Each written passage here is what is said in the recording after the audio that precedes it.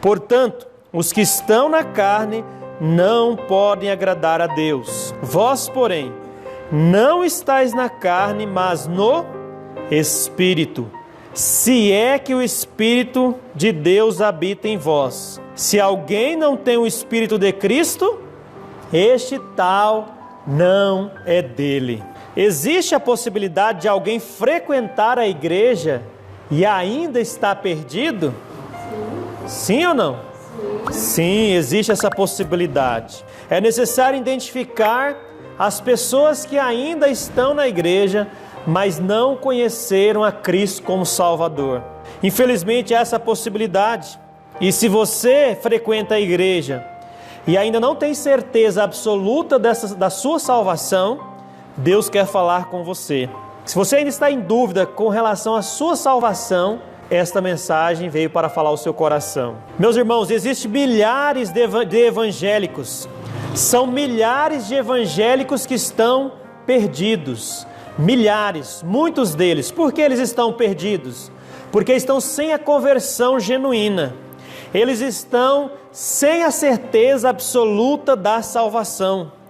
E o próprio Senhor Jesus disse: nem todo que me diz Senhor, Senhor, entrará no reino dos céus. O fato é que muitos ainda estão na igreja, mas não conheceram a Cristo como Salvador. Qual é o perfil deles? O perfil, na maioria desses frequentadores da igreja que ainda estão perdidos, eles confiam nas obras para a salvação. Outro ponto, eles não nasceram de novo, ou não entenderam o que significa um novo nascimento. E um ponto importante também, são extremamente religiosos e legalistas. O que é legalista? Legalista é aqueles que confiam na lei para a salvação.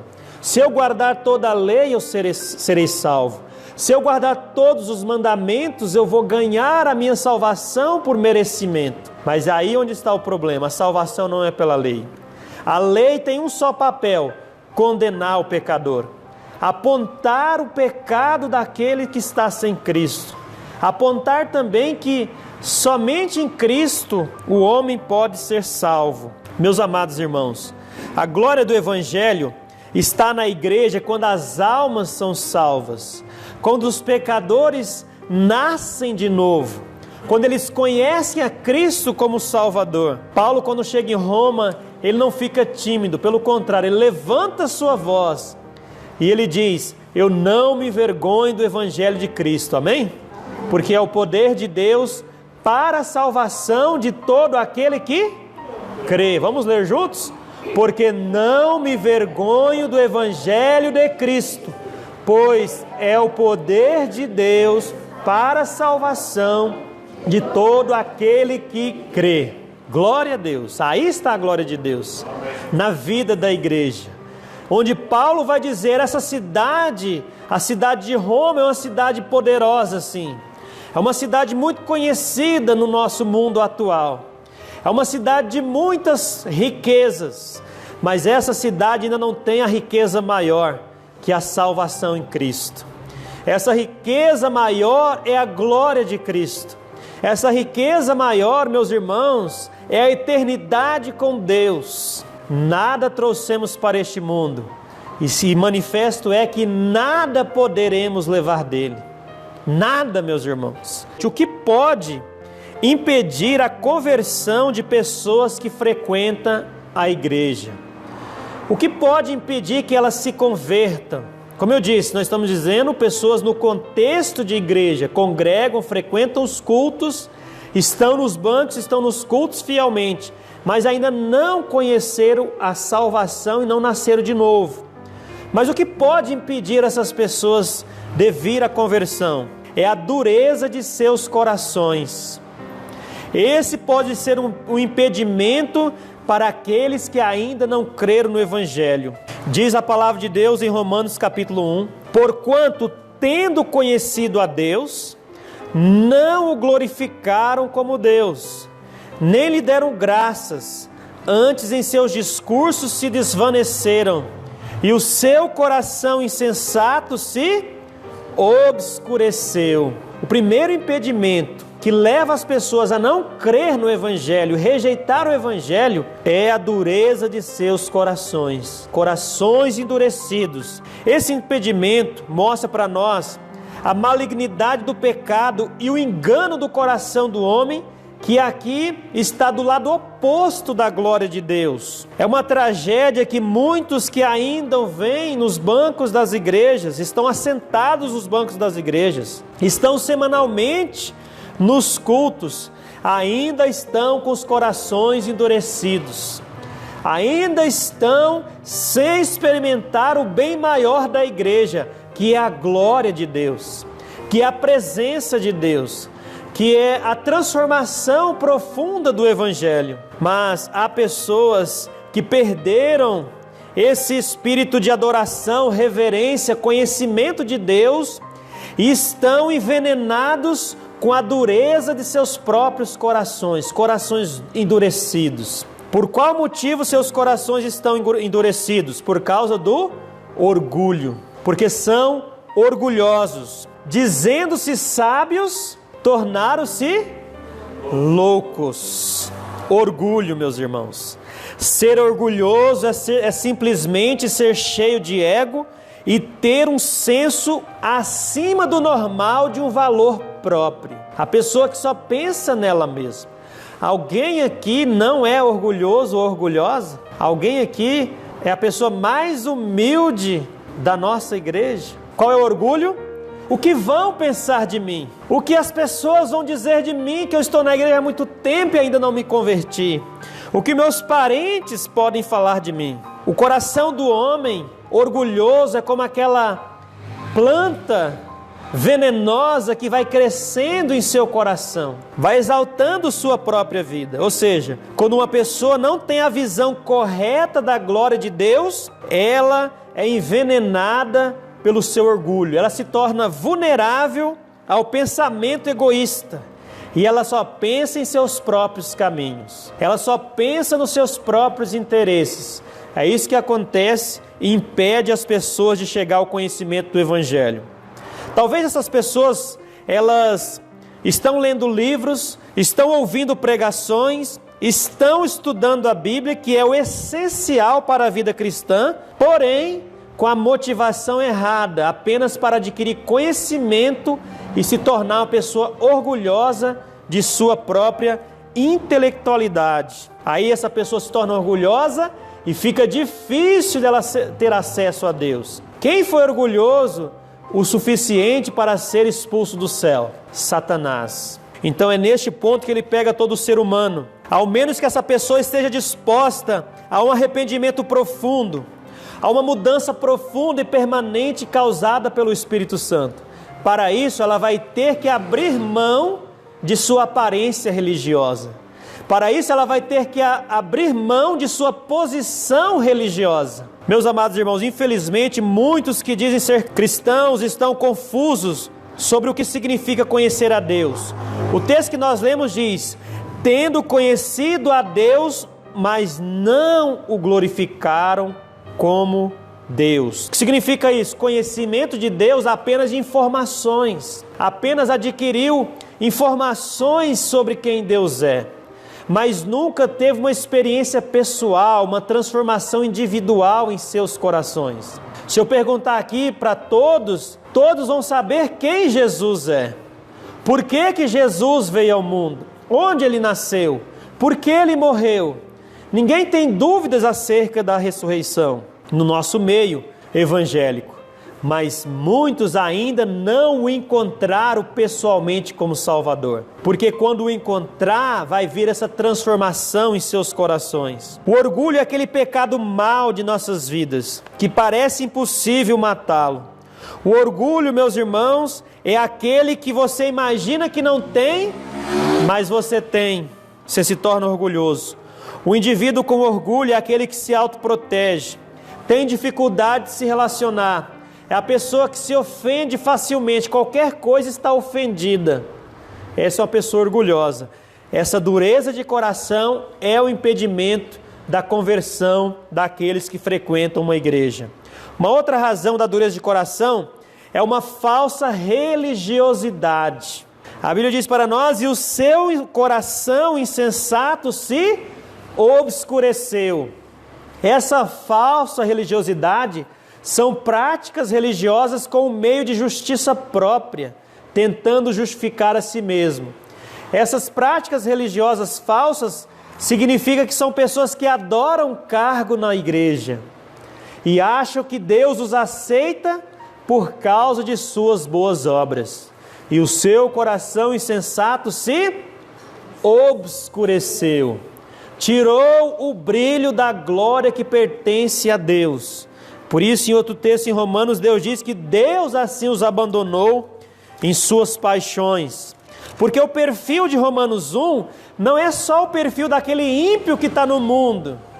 Não, a religiosidade também, a idolatria ao ego, a idolatria a um sistema religioso também leva a pessoa a se tornar ímpia num coração enganoso, pensando que ela é melhor do que as outras pessoas. O fato é que hoje nós vivemos nos dias em que o arraial evangélico, os meios evangélicos se tornaram a comercialização da fé, se tornou tudo um negócio, se tornou apenas uma aparência e uma falsa religiosidade. O que impede uma pessoa de chegar ao conhecimento da verdade de Deus? A duplicidade de suas vidas. O que significa isso? Pois mudaram a verdade de Deus em mentira e honraram e serviram mais a criatura do que o Criador. O que seria essa duplicidade? Pessoas de duas caras. Isso acontece na igreja? Pessoas de duas caras? Acontece, por mais que seja a igreja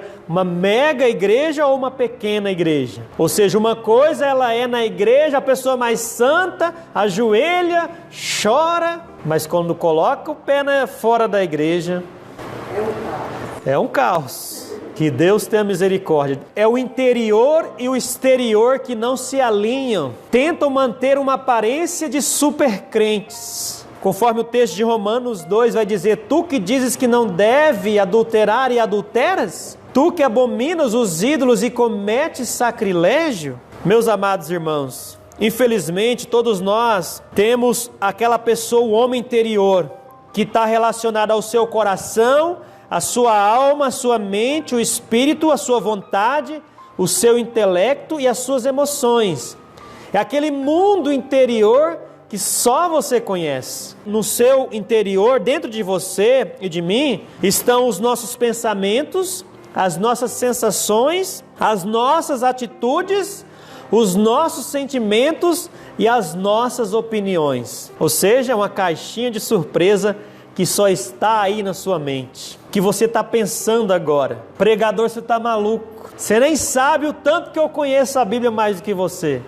Talvez. Pregador, eu sou humilde demais e pela minha grande humildade e minha boa obra eu vou chegar no céu.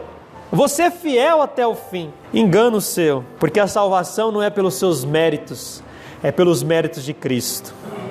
Salvação é pela obra que Cristo fez. Todos nós temos uma imagem diferente em nosso ser do que está sendo refletido exteriormente. Mas saiba, tudo que está nos teus pensamentos, tudo que está no teu interior secreto, em algum momento vai vir à tona. E em algum momento o pecado dará à luz.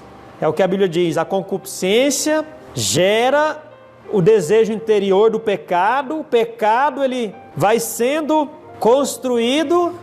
A Bíblia até usa a palavra dá luz ao pecado, e o pecado sendo gerado, vem a morte. Então a realidade é essa, que muitos estão com duas caras na igreja.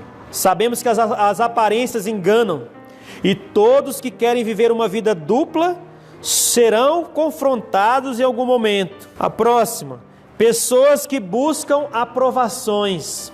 Isso é duplicidade, isso é pessoa de duas caras. Tenta esconder o seu pecado, tem uma falsa sensação de que é um crente e principalmente tem um desvio em seu caráter, porque não tem o caráter de Cristo. Quando nós somos salvos, é formado em nós o caráter de quem? De Cristo. A vida de Cristo se manifesta em nós. Então, nosso objetivo aqui não é saber o que você faz ou deixa de fazer, mas é perguntar se você realmente já experimentou a glória de Deus na tua vida.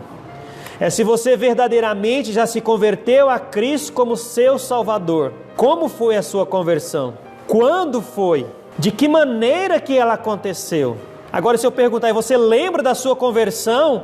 Aí você diz, não lembro muito. Será que eu sou convertido mesmo? A conversão também é algo impactante, relevante na nossa vida. É algo que nós não esquecemos. Talvez nós não vamos lembrar o mês, a data, o ano e a hora. Todos esses detalhes. Mas nós vamos lembrar que um dia eu entreguei minha vida a Cristo. Ou aquele determinado ano da minha vida foi um ano marcante, foi o dia, ou seja, o período em que aconteceu essa conversão genuína na minha vida. Talvez você não vai lembrar, como eu disse, em pequenos detalhes, mas os principais precisam ser lembrados. Quando eu entreguei minha vida a Cristo? Como foi? Depois que eu entreguei minha vida a Cristo, quais foram as mudanças que aconteceram na minha vida? A minha vida, como ela era antes de Cristo? O que ela é hoje, depois que eu conheci a Cristo? O que Deus quer é o teu coração, amém? O que Deus quer é o teu arrependimento. O que Deus quer é a tua vida, porque uma alma vale mais do que o mundo inteiro. Deus não quer os seus bens. A sua saúde você pode perder, os seus bens você pode perder, mas a sua alma permanecerá eternamente. É o valor mais precioso, é o bem mais precioso que Deus tem para a sua vida. Quais são os medos dessas consequências? Romanos 1, versículo 29 e 31 vai dizer para nós: estando cheios de toda iniquidade, fornicação, malícia, avareza, maldade, cheios de inveja, homicídios, contendas, engano, malignidade, sendo murmuradores, difamadores, aborrecedores de Deus, injuriadores, soberbos, presunçosos, inventores de males, desobedientes a pais e mães, nécios, infiéis nos contratos, sem afeição natural, irreconciliáveis e sem misericórdia. Consequências eternas, mas segundo a tua dureza do teu coração impertinente, diz a palavra de Deus, apartai-vos de mim, maldito, para o fogo eterno, preparado para o diabo e seus anjos. É um dos versículos mais fortes da palavra de Deus. Mas pastor, uma pessoa vai ficar a vida inteira na igreja, ela vai estar obediente, ela é um frequentador da igreja, e ainda ela vai para o inferno? Sim, porque ela escolheu os seus próprios caminhos e não a Cristo. Porque ela confiou na igreja, a igreja não salva. Talvez ela confiou no batismo, o batismo também não salva. Talvez ela confiou nas suas obras, nas suas orações, mas as suas orações não salvam. O que salva o pecador é a conversão a Cristo. É a entrega a Jesus de todo o seu coração. O que garante a sua salvação é você crer em Cristo como seu Senhor e Salvador. Então, se você chegar lá diante de Deus, com as suas obras, com o nome da sua igreja, com a tua carteirinha, tem alguns que tem até carteirinha, dá uma carteirada lá no trono, não é verdade? Vai ouvir: apartai-vos de mim, malditos, para o fogo eterno. Para quem que foi preparado o fogo eterno? Para o diabo e seus anjos. E sabe por que o pecador ou a pecadora vai para o inferno? Porque rejeitou o evangelho. A Bíblia diz que a luz veio ao mundo e os homens amaram mais as trevas do que a luz, porque as suas obras eram más.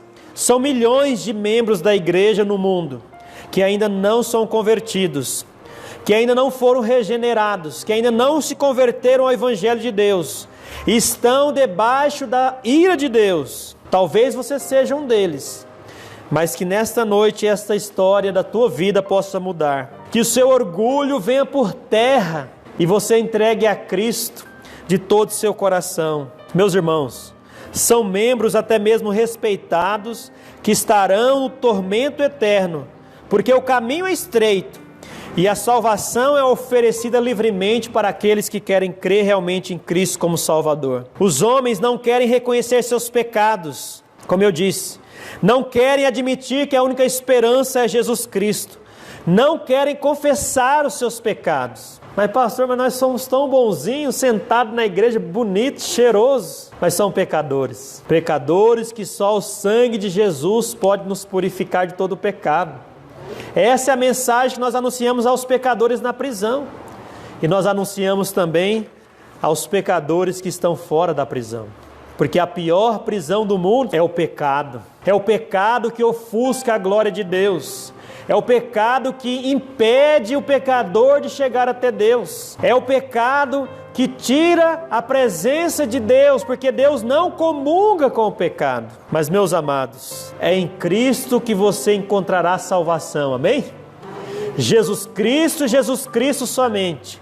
E se você está aqui nessa noite, nessa reunião, nessa conferência, a glória de Deus, o Deus bendito com seu evangelho glorioso, deseja manifestar-se em sua vida. Mas você precisa abrir o seu coração. Você precisa reconhecer a sua condição de pecado diante de Deus. E só Ele e outro igual não há. Ninguém nasceu como Ele nasceu. Ninguém morreu como Ele morreu. Ele é único. Por isso Jesus disse: eu sou o caminho, a verdade e a vida. Ninguém vai ao Pai senão por mim. Ele chamou o mais religioso, Nicodemos, dizendo: aquele que não nascer de novo não pode ver o reino dos céus. Ele chamou aquela prostituta, aquela mulher adúltera: mulher, estes homens não te condenou, eles não te condenaram? Não, Senhor, nem eu. Vai e não peques mais. O cego Bartimeu, na miséria, desprezível, e o Senhor disse: o que você quer que eu te faça? Senhor, que eu veja. Amém? E ele viu.